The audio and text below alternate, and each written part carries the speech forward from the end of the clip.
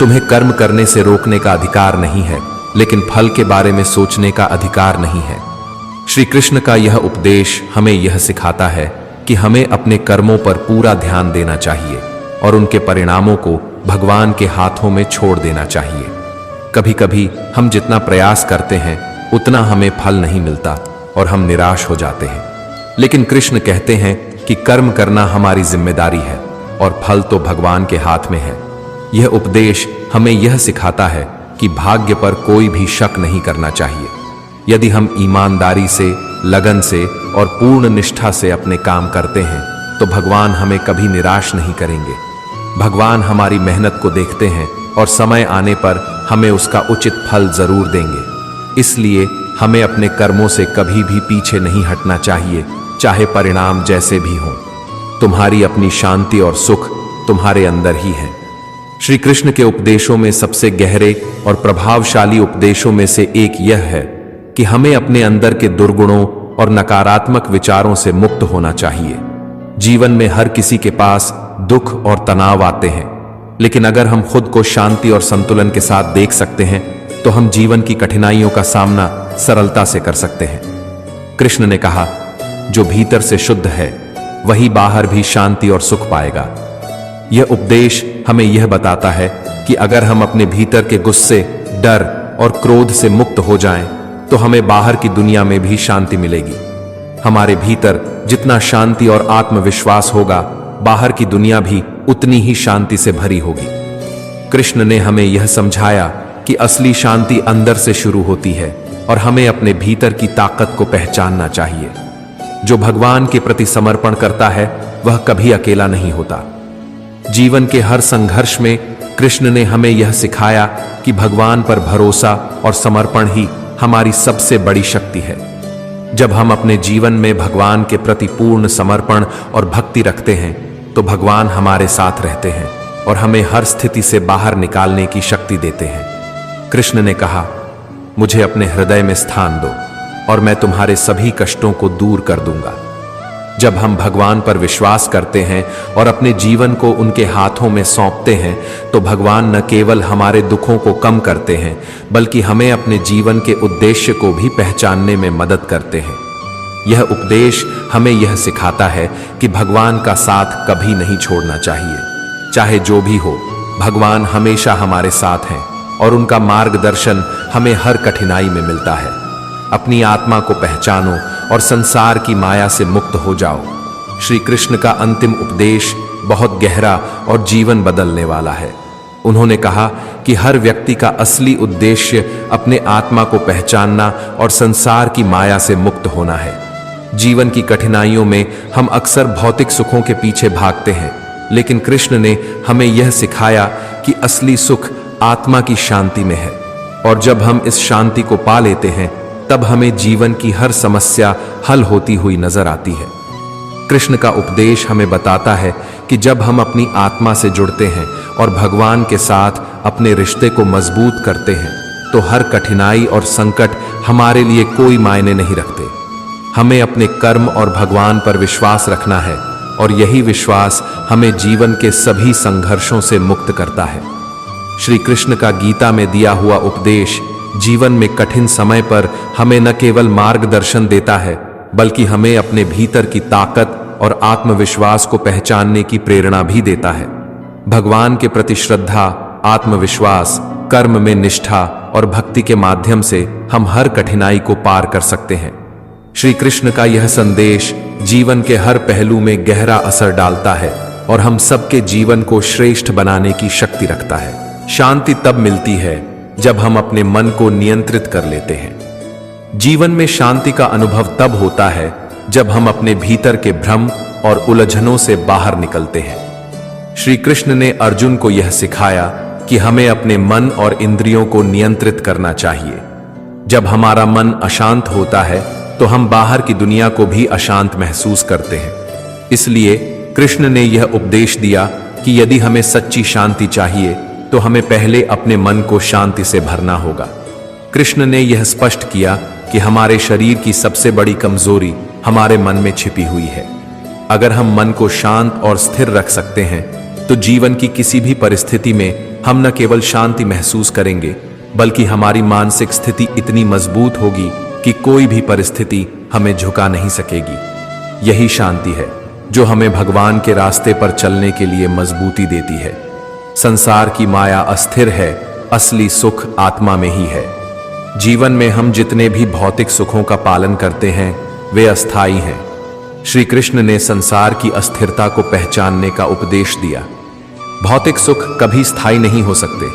जो सुख हमें आज मिल रहे हैं वे कल समाप्त हो सकते हैं।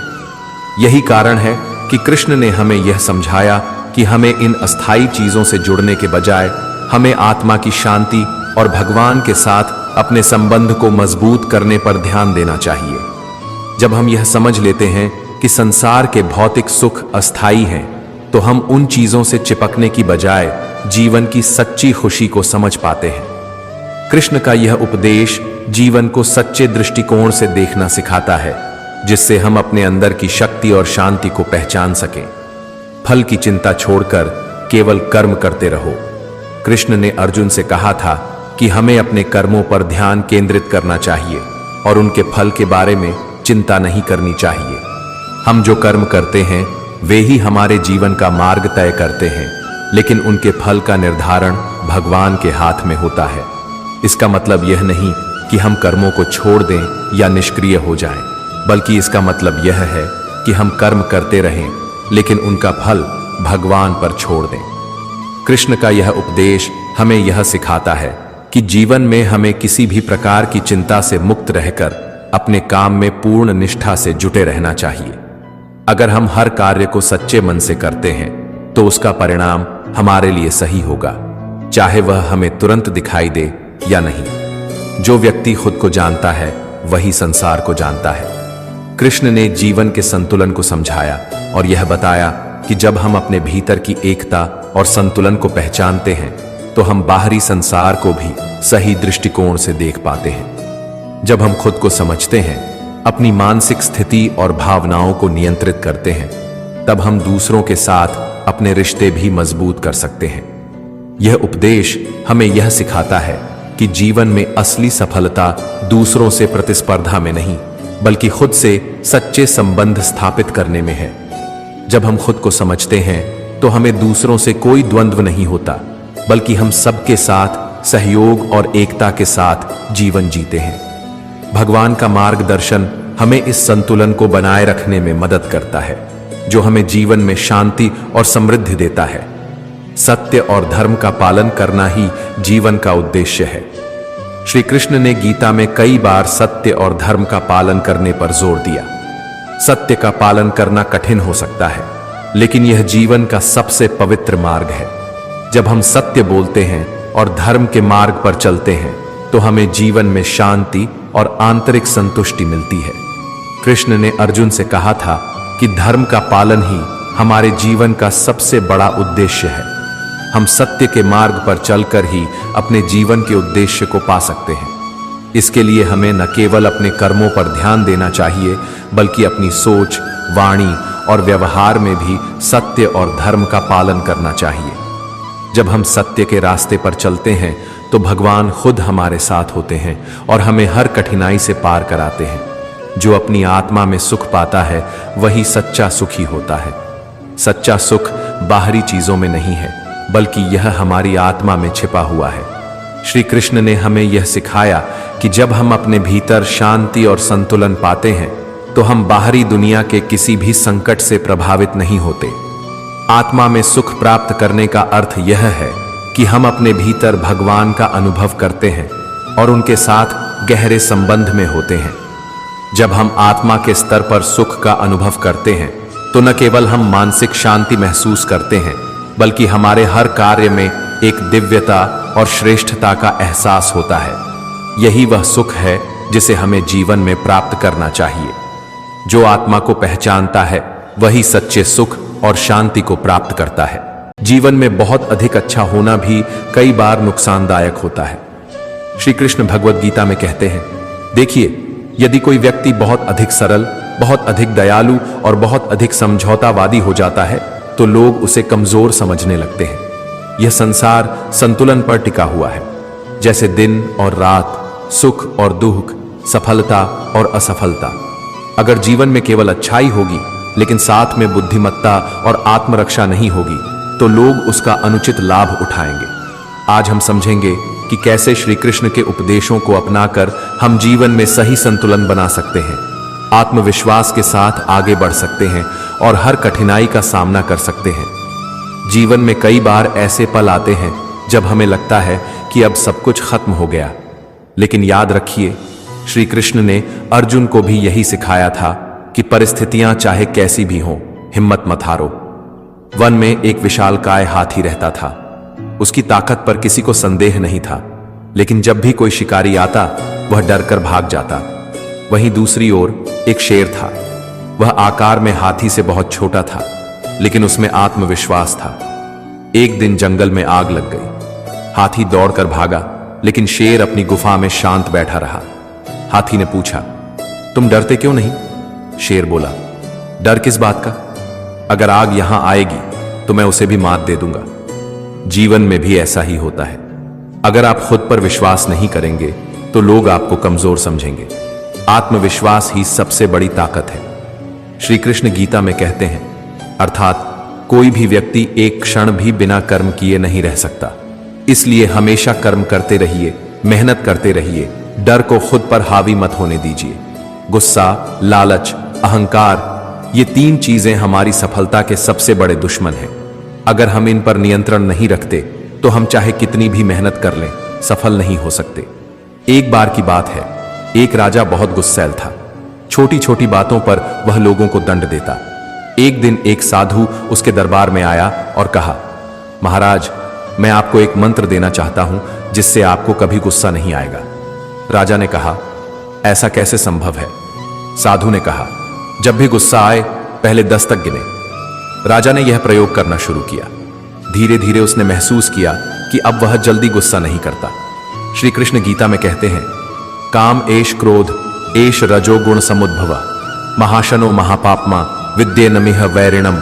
अर्थात क्रोध और लालच हमारे सबसे बड़े शत्रु हैं। अगर हम इन्हें नियंत्रित नहीं करेंगे तो ये हमें नियंत्रित कर लेंगे। जब भी जीवन में मुश्किलें बढ़ जाती हैं, जब हमें लगता है कि हर रास्ता बंद हो चुका है और कोई उम्मीद नजर नहीं आ रही, तब हम उस आकाश की ओर देखते हैं जहां श्री कृष्ण ने अर्जुन को गीता का उपदेश दिया। वह उपदेश न केवल अर्जुन के लिए था बल्कि हम सब के लिए था। हर एक कठिन समय में कृष्ण का वह उपदेश हमें याद आता है जो हमें रास्ता दिखाता है। श्री कृष्ण के शब्दों में ऐसी ताकत है जो हमारे भीतर का साहस और आत्मविश्वास जगा सकती है। तुम केवल अपना कर्म करो, फल की चिंता मत करो। जब हम कठिन परिस्थितियों में होते हैं तो हमें यही लगता है कि हम जो भी कर रहे हैं उसका कोई परिणाम नहीं आएगा। हम बार बार असफल होते हैं और निराश हो जाते हैं। लेकिन श्री कृष्ण का उपदेश हमें सिखाता है कि फल पर नहीं, सिर्फ कर्म पर ध्यान लगाओ। जब हम कर्म करते हैं तो भगवान उस कर्म को पूरी तरह से समझते हैं और उसका फल समय पर हमें मिलता है। जैसे अर्जुन युद्ध के मैदान में लड़ते हुए थक चुका था, वैसे ही हम भी जीवन के युद्ध में थक कर हार मानने को तैयार होते हैं। लेकिन कृष्ण ने उसे यही बताया कि संघर्ष का फल महान होता है और उस संघर्ष के भीतर ही भगवान की कृपा छुपी होती है। हमें बस उस संघर्ष को बिना डर और बिना निराशा के अपनाना है। जो होता है वह अच्छे के लिए होता है। कभी कभी जीवन हमें ऐसी परिस्थितियों में डाल देता है जहां हमें समझ में ही नहीं आता कि क्या सही है और क्या गलत। लेकिन कृष्ण कहते हैं कि हर घटना का कोई उद्देश्य होता है और वह उद्देश्य हमारे भले के लिए होता है। जब हम इस बात को समझने लगते हैं तो हमारा दिल शांत हो जाता है और हम धैर्य से काम लेते हैं। कृष्ण ने कहा, धैर्य रखो, हर कठिनाई के बाद आसान समय आता है। हम जब भी संघर्ष करते हैं तो हमें यही लगता है कि यह हमारी मेहनत और भाग्य के खिलाफ है। लेकिन कृष्ण ने हमें यह विश्वास दिलाया कि इस संघर्ष में ही हमारी ताकत छिपी है। हमें सिर्फ सही समय का इंतजार करना है और धैर्य से अपनी यात्रा जारी रखनी है। अपने भीतर छुपी हुई शक्ति को पहचानो। कभी कभी हम यह सोचते हैं कि हम अपनी समस्याओं का समाधान नहीं कर सकते क्योंकि हमें अपनी क्षमता पर विश्वास नहीं होता। लेकिन श्री कृष्ण कहते हैं कि हमारी सबसे बड़ी शक्ति हमारे भीतर ही है। हमें अपनी ताकत को पहचानने की आवश्यकता है। अगर अर्जुन जैसे महान योद्धा को भगवान को अपनी शक्ति को पहचानने की आवश्यकता थी, तो हम जैसे सामान्य लोग किस हक से अपनी ताकत को नकार सकते हैं? कृष्ण कहते हैं कि जब हम खुद पर विश्वास करते हैं तो असंभव को भी संभव बना सकते हैं। जो भगवान पर विश्वास करता है वह कभी हारता नहीं है। कृष्ण के उपदेश का सबसे गहरा हिस्सा यही है कि हमें भगवान पर विश्वास रखना चाहिए। जीवन की सबसे बड़ी कठिनाइयों में भी जब हमें लगे कि कोई रास्ता नहीं बचा है, तब अगर हम भगवान पर विश्वास रखें तो वह हमारे लिए रास्ता दिखा देते हैं। योगक्षेम वह है जो भगवान हमारे लिए करता है, और भगवान का भरोसा कभी टूटता नहीं। कृष्ण ने अर्जुन से कहा कि उन्हें खुद को भगवान के हाथों में सौंप देना चाहिए। यही विश्वास और समर्पण हमें जीवन के हर कठिन मोड़ पर शांति और शक्ति देता है। श्री कृष्ण का उपदेश हमें यह सिखाता है कि जीवन के कठिन समय में सबसे महत्वपूर्ण चीज हमारी मानसिकता है। अगर हम हर संकट को एक अवसर के रूप में देखें तो भगवान हमें उसे पार करने की शक्ति देते हैं।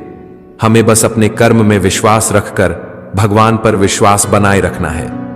निष्कर्ष, हे अर्जुन, तुम्हारे जैसा योद्धा कभी हार नहीं सकता अगर वह भगवान पर विश्वास रखता है। यह उपदेश हर एक व्यक्ति के लिए है, चाहे वह किसी भी परिस्थिति में हो। अगर हम कृष्ण के उपदेशों को समझकर अपने जीवन में लागू करें तो हमें जीवन की कठिनाइयों का सामना करना आसान हो जाएगा।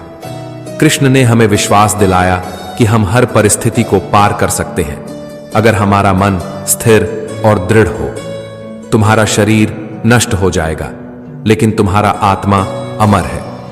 जब हम जीवन की कठिनाइयों का सामना करते हैं तो हमें लगता है कि हमारी सारी मेहनत और संघर्ष बेकार जा रहे हैं। जब हमारे सामने समस्याएं आ जाती हैं तो हम अपनी स्थिति को बहुत नकारात्मक रूप से देखते हैं और अक्सर यह भूल जाते हैं कि हम सिर्फ शरीर नहीं बल्कि एक अमर आत्मा है। श्री कृष्ण हमें याद दिलाते हैं कि असली हमारी पहचान हमारे शरीर से नहीं बल्कि हमारे आत्मा से है। कृष्ण ने अर्जुन को युद्ध के मैदान में यही उपदेश दिया था। अर्जुन के मन में यह चिंता थी कि युद्ध के दौरान लोगों की मृत्यु होगी और उसका क्या होगा, लेकिन कृष्ण ने उसे बताया कि आत्मा अमर है और शरीर तो सिर्फ एक अस्थाई आवरण है। यही उपदेश हमें जीवन में जब भी कठिनाई आए हमें याद दिलाता है कि हमारी असली पहचान हमारे कर्मों और आत्मा से है, न कि शरीर से। जब हमें यह समझ में आ जाता है तो जीवन की समस्याएं छोटी महसूस होने लगती हैं और हम हर चुनौती का सामना एक नए दृष्टिकोण से करने के लिए तैयार होते हैं। श्री कृष्ण का यह उपदेश जीवन को एक गहरे दृष्टिकोण से देखने की प्रेरणा देता है। उनके जीवन के हर उपदेश में जीवन के उद्देश्य को समझने और उसे पूरा करने की शक्ति है। अगर हम इन उपदेशों को अपने जीवन में अपनाते हैं तो हम न केवल अपने कर्मों को बेहतर बनाएंगे बल्कि भगवान के मार्गदर्शन से हर संघर्ष को पार कर पाएंगे। अंतिम संदेश, ईश्वर के रास्ते पर चलो और हर संघर्ष के बाद सच्चे सुख की प्राप्ति होगी। मित्रों, आशा है आज के इस वीडियो से आपको कई प्रश्न के उत्तर जरूर मिले होंगे और आपको हमारा यह प्रयास अवश्य पसंद आया होगा। आपसे अनुरोध है कि आप इस वीडियो को लाइक करें और अपने अधिक से अधिक परिजनों के साथ इसे शेयर करें। अगर आप हमारे चैनल पर नए हैं तो चैनल को सब्सक्राइब करके घंटी को ओनल पर सेट कर ले और कमेंट बॉक्स में जय श्री राधे कृष्ण लिखकर परमात्मा को अपना आभार और प्रेम व्यक्त करना ना भूले। जय श्री कृष्ण।